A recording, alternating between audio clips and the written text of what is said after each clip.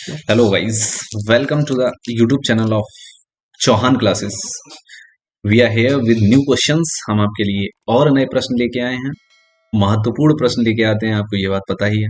और अगर आप हमारे टेलीग्राम चैनल से जुड़ना चाहते हैं तो चौहान क्लासेस से टेलीग्राम चैनल पे जुड़ जाएं, और वहां पे हम सारे ही जो यहाँ पे पढ़ाते हैं सारे ही प्रश्न पीडीएफ फॉर्म में आपको हमारे टेलीग्राम चैनल पे मिल जाएंगे।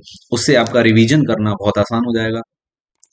और पिछले 2 क्लासेस हमने लिए थे पॉलिटी क्लासेस के, और उसमें हमने आपको जो मोस्ट इंपॉर्टेंट क्वेश्चन थे उसका डिस्कशन किया था हम लोगों ने। But the thing is that कि हम लोग पॉलिटी की क्लासेस वैसे ही चलाएंगे जैसे चलती आ रही हैं, उसमें कोई भी रुकावट नहीं होगी और ना ही क्वेश्चंस कम होंगे या उनका लेवल डाउन किया जाएगा।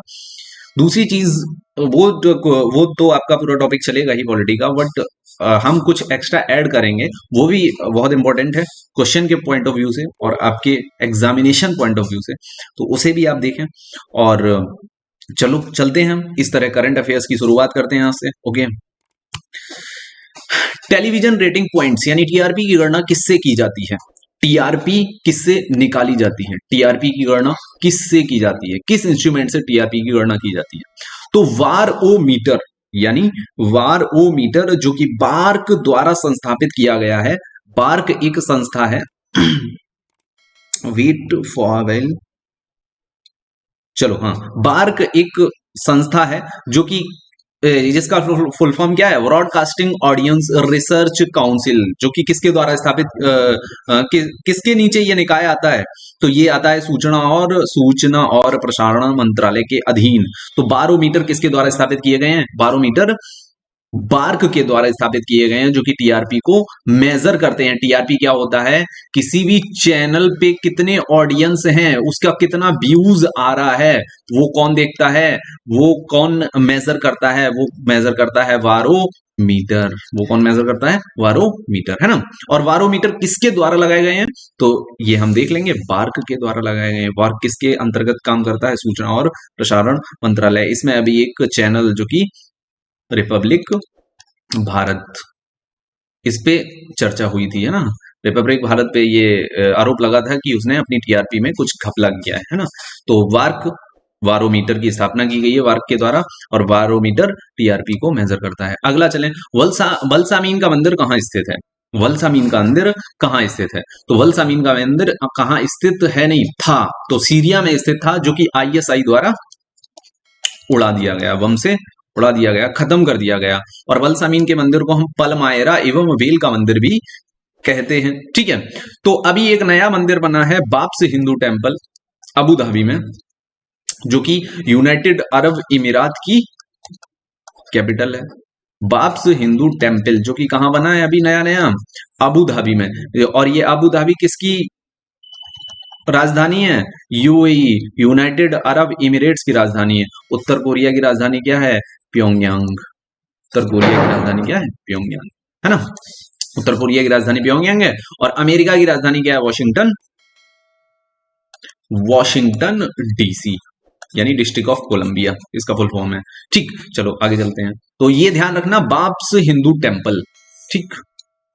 और आईएसआई की अगर चर्चा करें तो आईएसआई के बारे में अगर कुछ बोले तो आईएसआई क्या है? ये एक टेररिस्ट ऑर्गेनाइजेशन है जो पहले आईएसआई हुआ करता था। आईएसआई का मतलब है Islamic state in Iraq. ISI का मतलब क्या था? Islamic state in Iraq. Iraq की राजधानी क्या है? बगदाद, बगदाद, है ना। और फिर ये पहले तो इराक तक ही सीमित था, लेकिन फिर इसकी बाउंड्रीज यानी इसका जो कार्य क्षेत्र है, यानी जो इसकी एक्टिविटीज हैं, यानी इसकी टेररिस्ट एक्टिविटीज हैं, वो कहाँ पे पहुंच गई? फिर वो सीरिया में भी पहुंच गई। तो उसका नाम बदल के आईएसआई से क्या हो गया?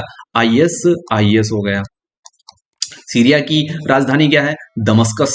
सीरिया की राजधानी क्या है? दमस्कस, है ना। सीरिया की राजधानी दमस्कस है, और इराक की राजधानी बगदाद है। तो अभी अबू बकर अल बगदादी मारा गया था।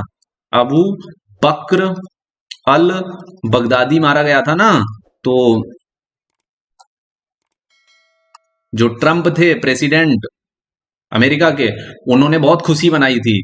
तो अबू बकर अल बगदादी आईएसआई का प्रमुख माना जाता था, तो इसका कमांडर इन चीफ मार दिया गया था। तो इसलिए ट्रंप प्रशासन ने और ट्रंप ने बहुत खुशी मनाई थी। अमेरिका के फोर्सेस इन टेररिस्ट एक्टिविटीज को कंट्रोल कर रहे हैं इराक और सीरिया में, है ना।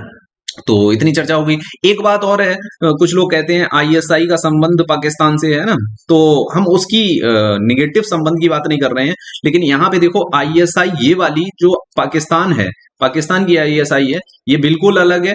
और जो सीरिया की और जो ये टेररिस्ट ऑर्गेनाइजेशन है ये बिल्कुल अलग है। पाकिस्तान की जो आईएसआई है वो है खुफिया एजेंसी पाकिस्तान की, ठीक है। वो क्या है, पाकिस्तान की क्या है, खुफिया एजेंसी। और भारत की खुफिया एजेंसी क्या है, रॉ।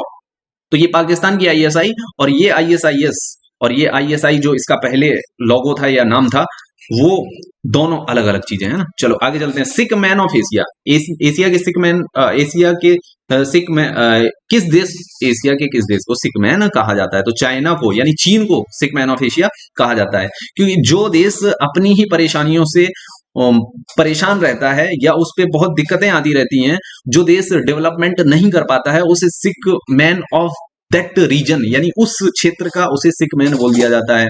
तो ऐसा ही चाइना के साथ था, जब तक माओ जेडंग चाइना में नहीं आए थे। माओ जेडंग एक ऐसे इंसान थे जिन्हें हम भारत के महात्मा गांधी से रिप्लेस कर सकते हैं, यानी जो भारत में महात्मा गांधी हैं, ऐसे ही माओ जेडंग कौन थे, चाइना के थे, ठीक है। चाइना के डेवलपमेंट उन्हीं ने सारा किया है, तो उनके बाद चाइना ने बहुत डेवलप किया है। और भारत की बात करें तो भारत में हमारे गांधी जी तो थी।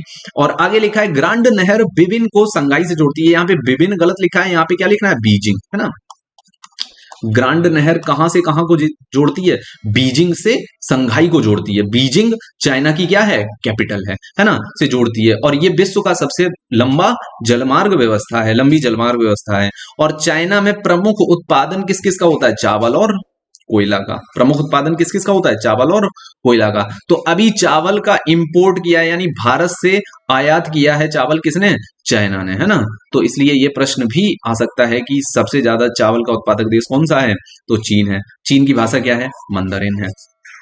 आगे चलते हैं। अमरावती शहर को बनाने में किन देशों से मदद मिल रही है, तो जापान और सिंगापुर, ये ऐसे देश हैं जो कि अमरावती शहर को बनाने में अपनी भूमिका अदा कर रहे हैं, या अपना जो इनकी हेल्प कर रहे हैं ना, इंडिया की हेल्प कर रहे हैं, यानी आंध्र प्रदेश सरकार की हेल्प कर रहे हैं। ये हम बोल सकते हैं, या चंद्रबाबू नायडू जो कि आंध्र प्रदेश के क्या है, सीएम है, उनकी हेल्प की जा रही है। अब देखो एक चीज यहाँ पे देख लो, 2014 से पहले एक आंध्र प्रदेश हुआ करता था, लेकिन 2014 के बाद क्या हुआ कि आंध्र प्रदेश में से तेलंगाना काट दिया गया। आंध्र प्रदेश में से क्या काट दिया गया, तेलंगाना, ठीक है, 2014 में। तो अब यहां क्या हुआ, जो आंध्र प्रदेश की पहले राजधानी हुआ करती थी हैदराबाद, वो राजधानी किसके पास पहुंच गई, वो राजधानी पहुंच गई किसके पास, वो राजधानी पहुंच गई तेलंगाना के पास। अब आंध्र प्रदेश को नई राजधानी की आवश्यकता पड़ी, तो आंध्र प्रदेश ने जो अपनी नई राजधानी बनाई है वो कौन सी बनाई है, अमरावती, जिसे एक प्लान्ड सिटी बनाने का चंद्रबाबू नायडू का सपना है। और उसी सपने को साकार करने के लिए इन्होंने दो देशों से मदद ली है। वो देश कौन से, जापान और सिंगापुर। जापान की कैपिटल है जापान की कैपिटल है जापान की कैपिटल है टोक्यो। जापान की कैपिटल क्या है, टोक्यो, है ना। जापान की कैपिटल टोक्यो है, और सिंगापुर की कैपिटल क्या है, सिंगापुर, है ना। सिंगापुर की कैपिटल सिंगापुर ही है ना। अमेरिका की क्या है, वॉशिंगटन डीसी। अमेरिका की कैपिटल क्या है, वॉशिंगटन डीसी। और तुर्की की क्या है, अंकार, ठीक। चलो आगे चलते हैं। और विश्वभूषण हरिश्चंद्र कहाँ के गवर्नर हैं, विश्वभूषण हरिश्चंद्र कहाँ के गवर्नर हैं, विश्वभूषण हरिश्चंद्र आंध्र प्रदेश के गवर्नर हैं। आगे चलते हैं। संयुक्त राष्ट्र मानवाधिकार परिषद की स्थापना कब हुई, तो संयुक्त राष्ट्र मानवाधिकार की स्थापना 2006 में हुई, यानी 2006 में। आगे देखें, अगर 1945 में किसका इस्टेब्लिशमेंट यानी किसकी स्थापना हुई, तो ये संयुक्त राज्य की स्थापना हुई है ना, संयुक्त राज्य की स्थापना हुई। अब संयुक्त राज्य क्या है, इसे यूनाइटेड स्टेट्स बोलते हैं इंग्लिश में, है ना, यानी संयुक्त राष्ट्र लिखा है ना, यूनाइटेड स्टेट्स, यहाँ पे राष्ट्र राज्य भी लिख सकते हैं आप, राष्ट्र भी लिख सकते हैं, संयुक्त राष्ट्र। ठीक है, तो 1945 में। इसके पीछे की कहानी जरा देख लेते हैं। 1914 से 1918 तक क्या चला था? प्रथम विश्व युद्ध, है ना। 1918 तक प्रथम विश्व युद्ध चला, तो अमेरिका और इंग्लैंड ने, यूके, यूएसए और यूके ने मिलके एक संस्था बनाई जिसका नाम था लीग ऑफ, क्या था? League of Nations. इस संस्था का क्या काम था कि ये विश्व में शांति लाए, क्योंकि एक विश्व युद्ध हो चुका था, प्रथम विश्व युद्ध। तो इस संस्था का काम था कि ये विश्व में शांति लाए। लेकिन जर्मनी बहुत बुरी तरह से हार चुका था, तो फ्रांस और इंग्लैंड ने क्या किया? बहुत सारे क्षतिपूर्ति, यानी जितनी क्षति हुई थी युद्ध में किसकी, जितनी क्षति हुई थी फ्रांस और इंग्लैंड की युद्ध में, प्रथम विश्व युद्ध में, उतनी सारी क्षति की पूर्ति कौन करने वाला था? जर्मनी। तो जर्मनी पे इतने कंपनसेशंस लगा दिए गए थे, जर्मनी पे इतने कंपनसेशंस लगा दिए गए थे कि उसने क्या किया, फिर उसने परेशान होके अपने यहाँ क्या छाप दी? बहुत सारी मुद्रा छाप दी, और यहाँ पे मुद्रास्फीति आ गई, यानी मुद्रास्फीति आ गई, है ना, यानी इन्फ्लेशन आ गई। तो अब यहाँ पे क्या हुआ कि ये सबसे बड़ा, सबसे बुरा दौर था विश्व के लिए 1928 में। वैश्विक स्तर पे डिप्रेशन आ गया, यानी आर्थिक मंदी आ गई। तो ये विश्व की सबसे बड़ी आर्थिक मंदी बोली जाती है ना, जो कि कब आई थी? 1928 में आई थी आर्थिक मंदी, समझे ना। तो हाँ, इसके बाद क्या हुआ कि जब ये जर्मनी बहुत परेशान हो गया, फिर इसने क्या किया? फिर इसने द्वितीय विश्व युद्ध करना आरंभ कर दिया 1939 से 1944 तक, क्योंकि ये परेशान हो चुका था इन लोगों की क्षतिपूर्ति देते देते, और इसकी सारी कंपनियां लीज पे रख ली गई थी, कंपनियां तक लीज पे ले ली थी। किसने किसने ले ली थी? फ्रांस और इंग्लैंड ने, है ना। तो 1939 से 1944 तक द्वितीय विश्व युद्ध हुआ, और फिर 1945 में एक नई संस्था बनाई गई, जो कि लीग ऑफ नेशंस को हटा के बनाई गई। उसी का नाम क्या था? संयुक्त राष्ट्र, यानी यूनाइटेड नेशंस, है ना। और 1948 की अगर बात करें 1948 की अगर हम चर्चा करें, तो यहां पे क्या हुआ था? यहां पे एसबीआई का क्या हुआ था? यहाँ पे एसबीआई का राष्ट्रीयकरण हुआ था। और 1969 में क्या हुआ था? सेबी का स्टेब्लिशमेंट हुआ था, सेबी आई थी, है ना। चलो, यह विश्व के 193 देशों के नागरिकों के मानवाधिकारों की रक्षा करता है ना। तो कौन करता है? संयुक्त राष्ट्र मानवाधिकार परिषद। ठीक है, एक चीज और देख लेते हैं यहाँ, सेबी का क्या काम है? सेबी का काम क्या है? तो सेबी का काम ये है, जो स्टॉक एक्सचेंज में जो शेयर्स का मार्केट होता है, शेयर मार्केट होता है, जैसे बीएसई हमने सुना है, बॉम्बे स्टॉक एक्सचेंज, है ना। तो वहां पे किसका मार्केट होता है? शेयर का मार्केट होता है। तो शेयर मार्केट में जो हेर फेर करता है, उसे कंट्रोल करने का काम किसका है? सेबी का, है ना। तो हमने एक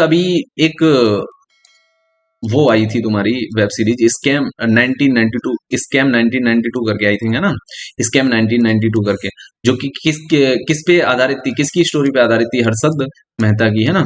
तो हर्षद मेहता ने क्या किया था? हर्षद मेहता ने इंटरनल ट्रेड कर दिया था। इंटरनल ट्रेड का मतलब क्या होता है? जैसे कि आप एक कंपनी का, या हम कहें एक फेयर एंड लवली का, आप वो ले रहे हैं, शेयर खरीद रहे हैं, फेयर एंड लवली के शेयर खरीद रहे हैं।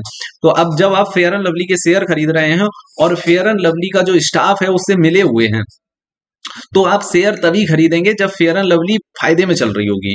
और अगर आप नॉर्मली खरीदेंगे, आपको फेयर एंड लवली की कंपनी के अंदर क्या चल रहा है उसकी कोई जानकारी नहीं है, तो आपको पता होगा नहीं कि ये कंपनी आगे फायदे में जाने वाली है या घाटे में जाने वाली है।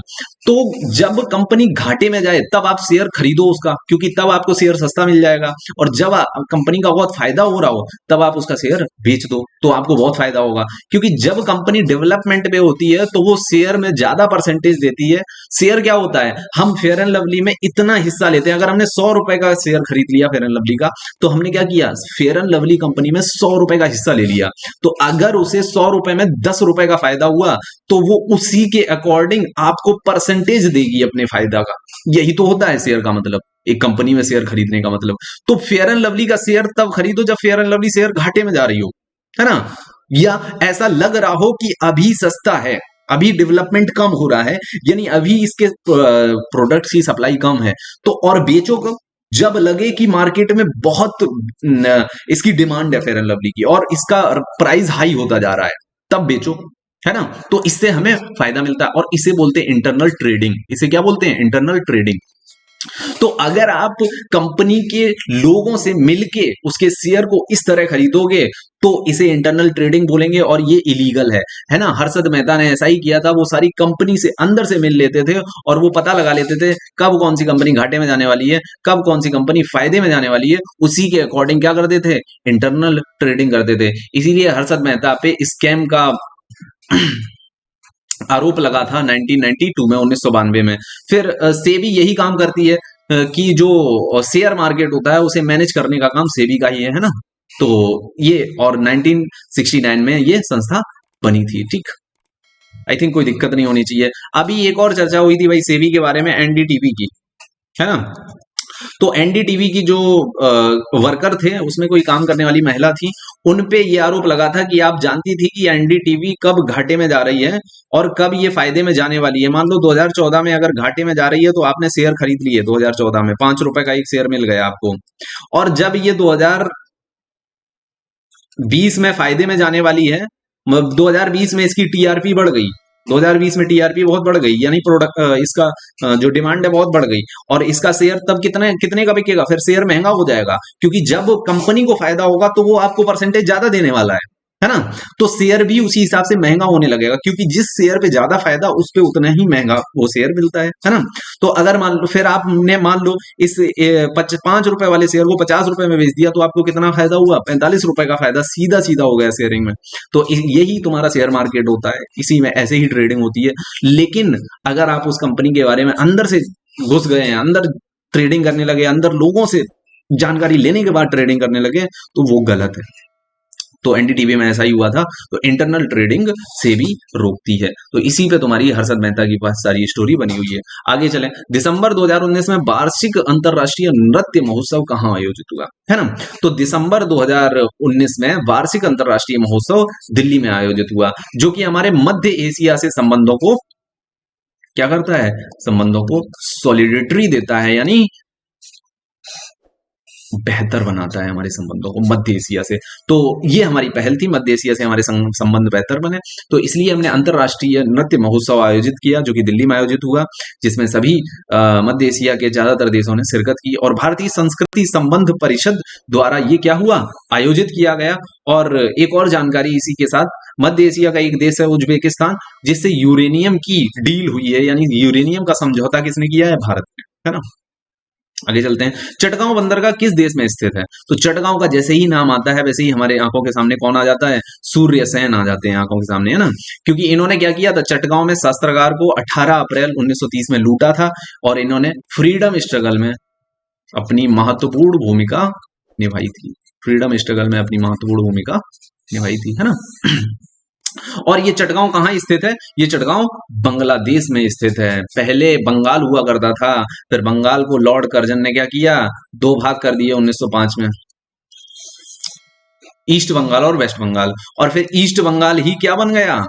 बांग्लादेश बन गया, जिसमें चटगांव आता है। और चटगांव बंदरगाह को विकसित कौन कर रहा है? चटगांव बंदरगाह को चाइना विकसित कर रहा है ना। तो एक्चुअली में ऐसा ये बंदरगाह इसलिए और महत्वपूर्ण है क्योंकि इसका पहला कार्गो होता है, जो शिप पे सामान जाता है उसे कार्गो बोलते हैं। तो पहला कार्गो तुम्हारा कोलकाता से होता हुआ त्रिपुरा पहुंचा है। ठीक है, कोलकाता से होता हुआ कहां पहुंचा है? त्रिपुरा पहुंचा है। किस बंदरगाह से? चटगांव बंदरगाह से ये शुरू हुआ कार्गो, फिर कोलकाता पहुंचा, फिर त्रिपुरा पहुंचा, है ना। तो आगे देखते हैं। तो अगर बांग्लादेश की बात की जाए तो विश्व का 50% जूट का उत्पादन कौन करता है? विश्व में सबसे ज्यादा बांग्लादेश करता है, और जूट को हिंदी में हम लोग पटसन भी बोलते हैं ना। चलो आगे चलते हैं। श्रीलंका की नई राजधानी का नाम क्या है? तो श्रीलंका की नई राजधानी का नाम क्या है? श्री जयवर्धनम पुरम, है ना। श्रीलंका की नई राजधानी का नाम क्या है? श्री जयवर्धनम पुरम। कोलंबो और कैंडी ये पुरानी राजधानी है दोनों, और सिलोन श्रीलंका का पुराना नाम है। श्रीलंका को हिंद महासागर का मोती भी कहा जाता है, क्योंकि ये इंडिया है और यहाँ पे श्रीलंका छोटा सा है, और ये हिंद महासागर है, इंडियन ओशियन, है ना, इंडियन ओशियन। और अगर आगे बात करें तो हम्बनटोटा बंदरगाह ये भी कहाँ स्थित है? श्रीलंका में स्थित है। तो ये काफी इंपॉर्टेंट क्यों है? क्योंकि यहाँ पे तो बांग्लादेश है, बांग्लादेश है, और यहाँ पे बांग्लादेश में एक कौन सा बंदरगाह अभी पढ़ा था हमने, चटगांव बंदरगाह, है ना। और यहाँ पे है श्रीलंका, और यहाँ पे कौन सा बंदरगाह है, यहाँ पे कौन सा बंदरगाह है, हम्बनटोटा बंदरगाह, है ना। यहाँ पे हम्बनटोटा बंदरगाह है। तो दोनों को ही विकसित कौन कर रहा है, चाइना। तो क्या है कि चाइना, ऐसा प्रतीत हो रहा है कि चाइना भारत को चारों तरफ से घेरना चाहता है, यहां से, इधर से, इस चटगांव बंदरगाह से, और यहां से हम्बनटोटा बंदरगाह से। तो जो श्रीलंका है उसके अधिकारियों ने क्लियर कर दिया है कि यहाँ पे आप कोई नवल आर्मी यानी नेवी को नहीं रख सकते अपना हम्बनटोटा बंदरगाह पे, है ना। तो इससे ये क्लियर होता है कि श्रीलंका थोड़ा भारत की तरफ भी देख रहा है कि ऐसा कोई आगे काम ना हो, है ना। तो हम्बनटोटा बंदरगाह तुम्हारा कहाँ हो जाएगा, श्रीलंका में हो जाएगा। उत्तराखंड की नई राजधानी की बात करें तो कौन सी है, गैरसैंण। उत्तराखंड की नई राजधानी क्या है, गैरसैंण, है ना। और एक और राजधानी थी उत्तराखंड की, उसका नाम क्या है, उसका नाम है देहरादून, है ना। उसका नाम क्या है, देहरादून। आगे हम बात करें धर्मशाला। धर्मशाला किसकी राजधानी है, धर्मशाला राजधानी किसकी, हिमाचल प्रदेश की। और दूसरी राजधानी हिमाचल प्रदेश की क्या है, शिमला, ठीक। अमरावती अभी हमने चर्चा कर ली, आंध्र प्रदेश की राजधानी है। लेह, लेह की राजधानी क्या है, कारगिल।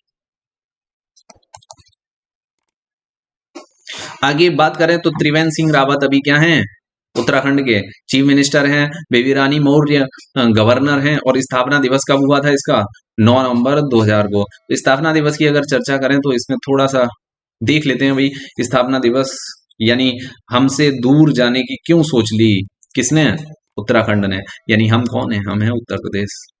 उत्तर प्रदेश से ही तो कटा है तुम्हारा उत्तराखंड। उत्तराखंड का पुराना नाम उत्तरांचल है ना। तो उत्तर प्रदेश से क्यों कटना चाहा, क्योंकि जो उत्तराखंड है इसमें टूरिज्म बहुत था। जैसे कि ये हिली एरिया है ना, तो यहाँ पे टूरिज्म काफी था। तो टूरिज्म काफी था हिली एरिया में, है ना। तो क्या हुआ कि उत्तराखंड नहीं चाहता था कि जो टूरिज्म से पैसा आता है, जो टूरिज्म से फायदा होता है, वो पूरे उत्तर प्रदेश में लगे। तो उत्तराखंड क्या चाहता था कि हमें अलग राज्य बना दो, और हमारा जो कलेक्शन होगा टूरिज्म से वो हमारे उत्तराखंड में ही यूज होगा। तो इसलिए 2000 में इसे उत्तर प्रदेश से अलग कर दिया गया। आगे चलते हैं। सिक्किम को राज्य का दर्जा किस संविधान संशोधन द्वारा प्राप्त हुआ, तो 36वें संविधान संशोधन द्वारा क्या हुआ, सिक्किम को नए राज्य का दर्जा दिया गया, है ना। तो इंदिरा गांधी ने बहुत सारे ऐसे काम किए हैं। 1975 में सिक्किम को नए राज्य का दर्जा दिया गया, और 35वें संविधान संशोधन से सिक्किम को भारत में मिला दिया गया। इसमें चोग्याल वंश के राजा का शासन था, और 1974 में उसे जो चोग्याल वंश का राजा था उसे इंदिरा गांधी जी ने मना लिया और सिक्किम को भारत में मिलवा लिया। कैसे मिलवाया, रेफरेंडम से मिलवाया। यानी वहां के लोगों से पूछा गया कि आप भारत में मिलना चाहते हैं, तो ऐसा कह दिया गया हाँ। और उन लोगों ने वोटिंग कर दी कि हाँ भारत में मिलना चाहते हैं। और चाइना ये बात से बहुत नाराज हुआ और उसने कहा सिक्किम चाइना का पार्ट था और ये इंडिया ने गलत किया है। वहां पे लोगों ने इन्हें वोट भी नहीं दिया है, इन्होंने बस ऐसी अफवाह उड़ा दी कि वहां पे हमने रेफरेंडम करवाया है, लेकिन ऐसा नहीं हुआ। ठीक, आगे चलते हैं। तो हाँ, इसमें एक चीज और जान लो, ये 35वें संविधान संशोधन द्वारा भारत में मिलाया गया और 36वें संविधान संशोधन द्वारा इसे क्या बनाया गया, राज्य का दर्जा प्राप्त हुआ है ना। भारत के आधिकारिक नाम क्या है, तो भारत के आधिकारिक कितने नाम है, भारत के आधिकारिक 2 नाम है, भारत और इंडिया। तो इसका ऑप्शन क्या सही हो जाएगा, 1 और 2। संविधान के प्रथम अनुच्छेद में देश के नामों के बारे में बताया गया है। तो संविधान में प्रथम अनुच्छेद में कितने नाम है, 2 हैं। और अगर हम बात करें तो संविधान में भारत के बहुत सारे नाम, हिंदुस्तान, आर्यवर्त, भारत, इंडिया, लेकिन ऑफिशियली नाम कितने हैं, 2 हैं, जो कि हमारे संविधान में संविधान के भाग 1 के प्रथम अनुच्छेद में उनकी चर्चा हुई है ना। चलो आगे देखो। रेलवे ने विद्युतीकरण को पूर्ण करने का लक्ष्य रखा, रेलवे ने विद्युतीकरण को पूर्ण करने का लक्ष्य क्या रखा, 2023, है ना।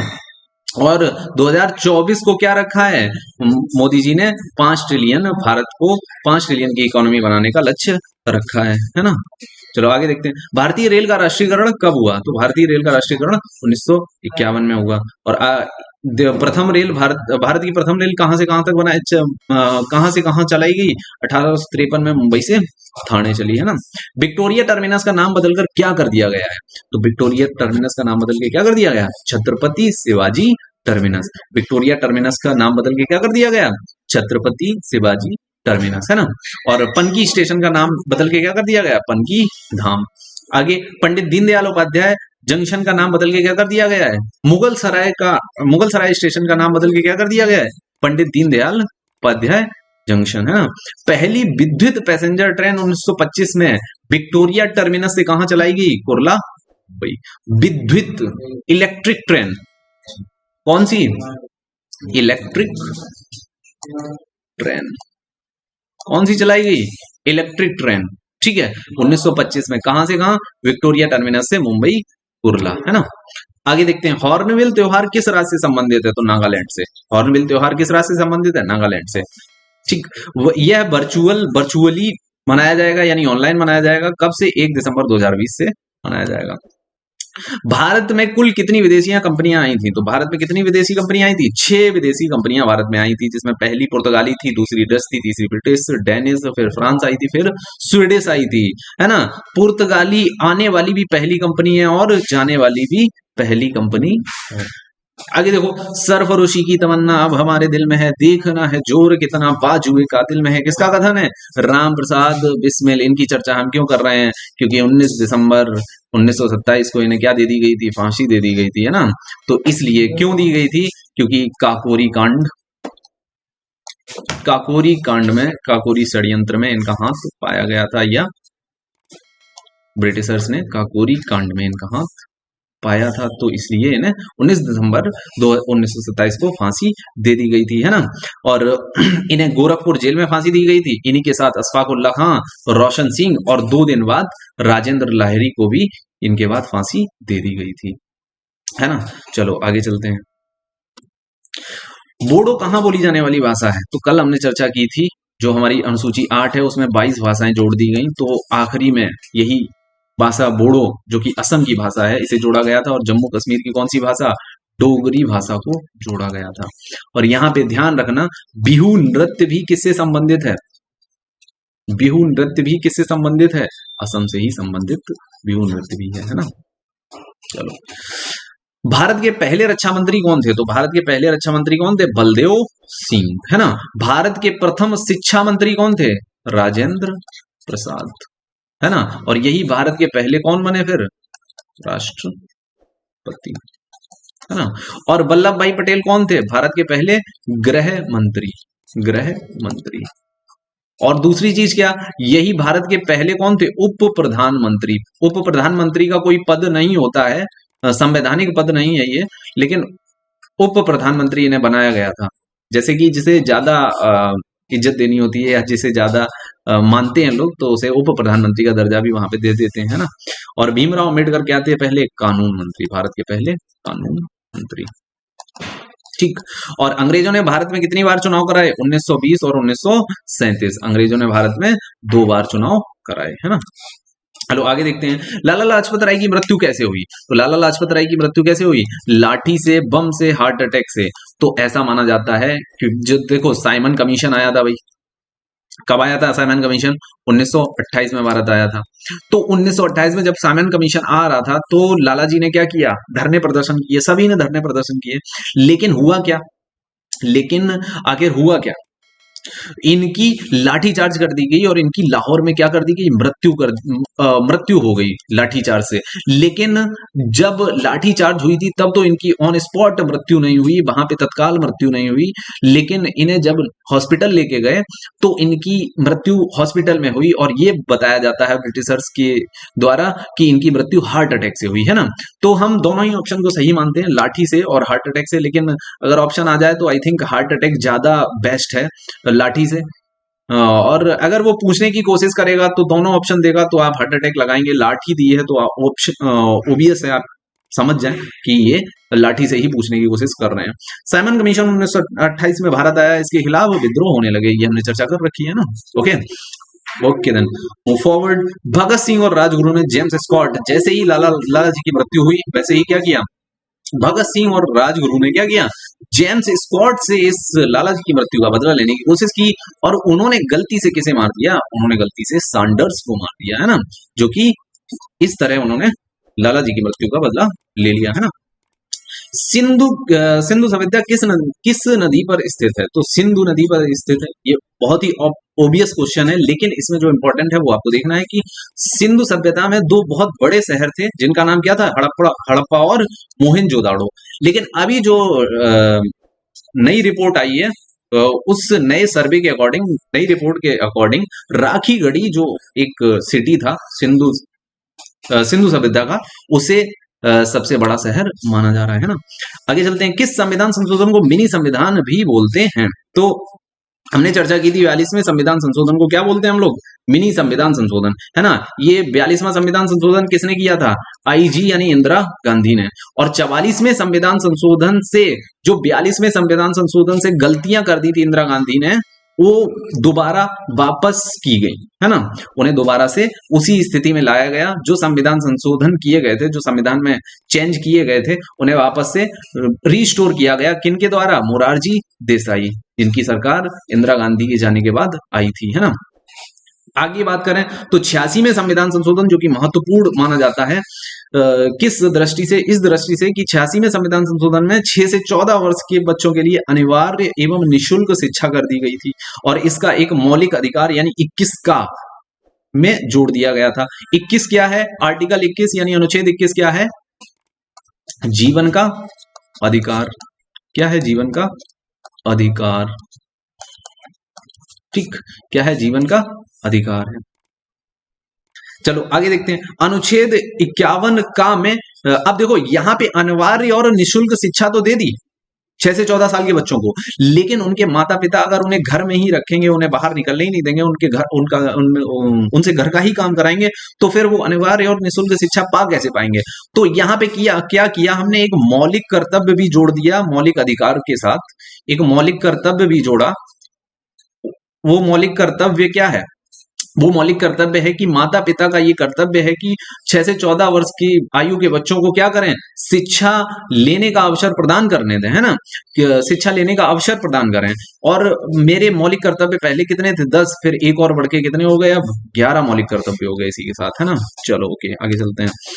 दमन, दीव एवं दादरा नगर हवेली की राजधानी क्या है? तो हमें पता है दमन, दीव और दादरा नगर हवेली दोनों अलग अलग यूटीज थी, यानी संघ शासित प्रदेश थे, और इन्हें एक साथ मिला दिया गया है, जो कि 26 जनवरी 2020 को ऑफिशियली इन्हें मर्ज कर दिया गया है। और इनकी राजधानी किसे बनाया गया है, दमन, दमन इसकी राजधानी बनाया गया है। और कावारती किसकी राजधानी है, कावारती राजधानी है लक्षद्वीप की। किसकी राजधानी है, लक्षद्वीप की। लक्षद्वीप लिख लो या द्वीप लिख लो, है ना। और लक्षद्वीप की राजधानी है, और लक्षद्वीप ही क्या है, सबसे छोटा संघ शासित प्रदेश, सबसे छोटा संघ शासित प्रदेश है लक्षद्वीप ही, क्या है, सबसे छोटा संघ शासित प्रदेश है। और हमने चर्चा की थी पुर्तगाली ही भारत से सबसे बाद में गए थे, तो पुर्तगाली दमन द्वीप को ही छोड़ने वाले अंतिम यूरोपीय कंपनी थी, जिन्होंने 1961 में छोड़ा था इसे, है ना। आगे चलते हैं, इनमें से कौन सा देश आसियान का सदस्य नहीं है? तो ओबियस सी बात है, अफगानिस्तान आसियान का सदस्य नहीं है। अगर हम चर्चा करें, ये भारत है, sorry for that we will have to erase it, है ना। So I can make a broader perspective of that map, के दैट्स वेल, है ना। ये हम भारत बनाए हैं, अब आपको नहीं लगे तो नहीं लगे, लेकिन हम बनाए हैं, तो हम बनाए हैं। और ये है बांग्लादेश, ये है इंडिया। तो अब यहाँ पे एक चीज जो हम बताने जा रहे हैं उसे ध्यान से सुन लेना आप, बस इसीलिए हम कलर चेंज कर रहे हैं बार बार। तो यहाँ पे अगर देखोगे तो बहुत सारी कंट्रीज हैं, है ना। म्यांमार है, थाईलैंड है, लाओस है, कंबोडिया है, वियतनाम है ना, और इंडोनेशिया है, मलेशिया है, और भी यहाँ पे काफी देश हैं। तो ब्रनी है, ब्रनी सुना है ना, ब्रुनी, ब्रुनी नहीं सुना है, अभी सुन लोगे, है ना। ठीक है, तो ये है, इतनी काफी देश है। तो जो साउथ ईस्ट के देश हैं, ये इन्हें क्या बोला जाता है, साउथ ईस्टर्न कंट्रीज। इन्हें क्या बोला जाता है, साउथ ईस्टर्न कंट्रीज। इंडिया भी साउथ ईस्ट में आता है, लेकिन ये प्योर साउथ ईस्ट के कंट्रीज हैं। और अगर हम वर्ल्ड मैप को देखें तो इधर साइड जो आते हैं वर्ल्ड मैप में, अफ्रीका के थोड़ा ऊपर, ये अफ्रीका है, ये एशिया है तुम्हारा, है ना, यूरोप है इधर, ये नॉर्थ अमेरिका है, ये नीचे साउथ अमेरिका है। तो जो ये आते हैं ये कंट्रीज, ये 4 कंट्रीज यहाँ पे मिडिल ईस्ट बोले जाते हैं, यानी मध्य एशिया के देश, मध्य एशिया के देश, है ना, मध्य एशिया के देश, ये मध्य एशिया के देश बोले जाते हैं। और ये बोले जाते हैं कौन से, ये बोले जाते हैं साउथ ईस्टर्न कंट्रीज, यानी दक्षिण पूर्वी देश, है ना। तो दक्षिण पूर्वी देश का ही एक संघ है एशियान। क्या है, एक संघ है एशियान, है ना। ये और इसका नाम क्या है, दक्षिण, मुझे लिखने की आवश्यकता नहीं है फिर भी मैं लिख देता हूं, दक्षिण पूर्व, दक्षिण पूर्वी, दक्षिण, अच्छा थोड़ा सा ये, दक्षिण पूर्वी, दक्षिण पूर्वी एशियाई, एशियाई राष्ट्रों, राष्ट्रों, दक्षिण पूर्वी एशियाई राष्ट्रों का संघ या समूह या संगठन, है ना। और इसे अंग्रेजी में बोलते हैं association of south eastern Asian Nations, है ना। और इसमें कितने सदस्य हैं, 10 सदस्य हैं इनका। अच्छा अच्छा, मैंने तो नाम दे रखा है, आप देखो जरा यहाँ पे, है ना, मैंने नाम दे रखा है सभी कंट्रीज का। कौन कौन सी हैं, लाओस है, इंडोनेशिया है, थाईलैंड है, म्यांमार है, फिलीपीन है, कंबोडिया है, सिंगापुर है, वियतनाम है, मलेशिया है और ब्रुनी है। इसमें कितने देश हैं, देखो ये मैंने इसमें चर्चा आपसे इसकी भी कर दी है। देखो यहाँ पे मैप भी मैंने लगा दिया है ना। तो अगर यहाँ पे चर्चा करें तो इतने देश इसमें एशियान देशों में आते हैं हमारे, ठीक है, कोई दिक्कत। तो चलो आगे चलते हैं, आगे इसके बाद हम आगे करेंगे और यहीं पे हम लोग फिनिश करते हैं। और very very thank you for all watching, watch it and we will make more perfect questions for you, है ना। ओके सर, चलो bye bye, hi. Good night. पढ़ लो, सो जाओ, बस पढ़ते रहो और सोते रहो।